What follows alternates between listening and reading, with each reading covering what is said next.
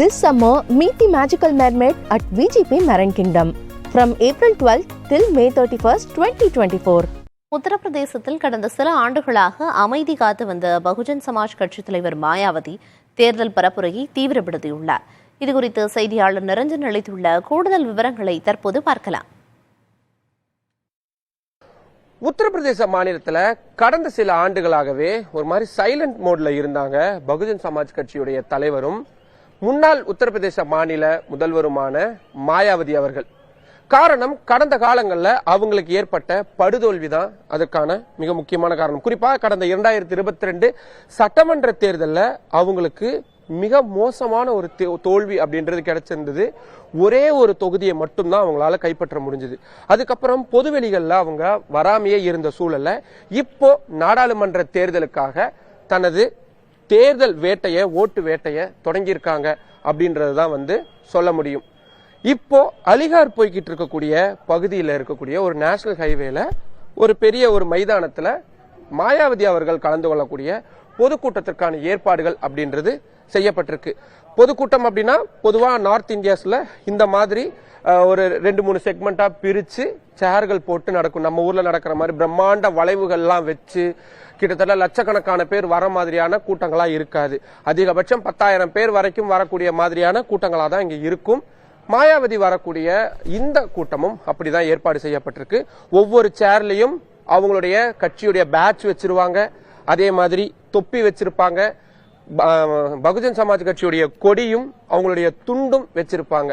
அது இங்க வரக்கூடிய எல்லாருக்கும் கொடுக்கப்படும். அதன் மூலியமா இங்க தங்களது இருப்பை இவங்க காட்டிக்குவாங்க. மாயாவதி அவர்களுடைய இந்த களம் அவருக்கு எந்த மாதிரி சாதகமா இருக்கு அப்படின்றதையும் நம்ம பார்க்க வேண்டியதா இருக்கு.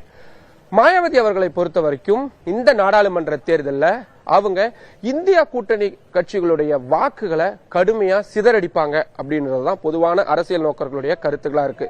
குறிப்பா அவங்க பாஜகவுடைய பி டீமா செயல்படுறாங்க அப்படின்ற குற்றச்சாட்டை இந்தியா கூட்டணியில் இருக்கக்கூடிய கட்சிகள் அத்தனை பேருமே முன்வைக்கிறத பார்க்க முடியுது. இதுக்கான காரணம், இந்த நாடாளுமன்ற தேர்தலில் பகுஜன் சமாஜ் கட்சி தனித்து களம் காண்றாங்க. உத்தரப்பிரதேச மாநிலத்தில் 80 தொகுதிகளில் இப்ப வரைக்கும் 64 வேட்பாளர்களை அவங்க அறிவிச்சிருக்கிறாங்க. இதுல 18 வேட்பாளர்கள் இஸ்லாமிய வேட்பாளர்கள், 14 வேட்பாளர்கள் ஓபிசி வேட்பாளர்கள். இந்த வேட்பாளர் தேர்வு அப்படின்றது இந்தியா கூட்டணிக்கு பெரிய பாதகத்தை ஏற்படுத்தும் அப்படின்னு சொல்லப்படுது. காரணம், இந்த வாக்கு வங்கிகள் அப்படின்றது இஸ்லாமியர்களுடைய வாக்கு வங்கியோ இல்லாட்டி ஓபிசியுடைய வாக்கு வங்கியோ அது இந்த தேர்தலில் இந்தியா கூட்டணி குறி வச்சிருக்கக்கூடிய வாக்கு வங்கிகள். அதை தான் மாயாவதி அவர்கள் பிரிப்பாங்க அப்படின்னு சொல்லப்படுது. குறிப்பா பாஜகவுக்கு எதிராக இருக்கக்கூடிய வாக்குகளை பிஎஸ்பி இந்த முறை தங்கள் வசமாக்குவாங்க அப்படின்னு சொல்லப்படுது. அவங்களை பொறுத்த வரைக்கும் பகுஜன் சமாஜ் கட்சியை பொறுத்த வரைக்கும் இழந்த செல்வாக்க மீட்டெடுக்கணும், வாக்கு வங்கிய கணிசமான முறையில உயர்த்தணும்.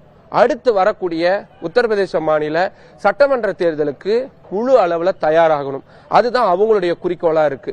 ஆனா அவங்களுடைய அந்த குறிக்கோள் இந்தியா கூட்டணிக்கு பெரிய பாதகத்தை ஏற்படுத்தும். அவங்களுக்கு சரிவுகளை கொடுக்கறதுக்கான வாய்ப்பு இருக்கு.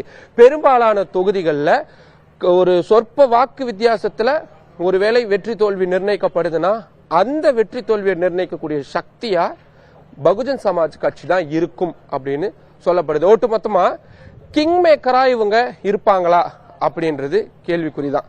அதே நேரத்தில் அடுத்த கட்சிகளுடைய வெற்றி வாய்ப்பை தட்டி பறிக்கக்கூடியவங்களா இருப்பாங்களா அப்படின்னா அது உறுதிப்படுத்தப்படக்கூடிய விஷயமா இருக்கிறத பார்க்க முடியுது.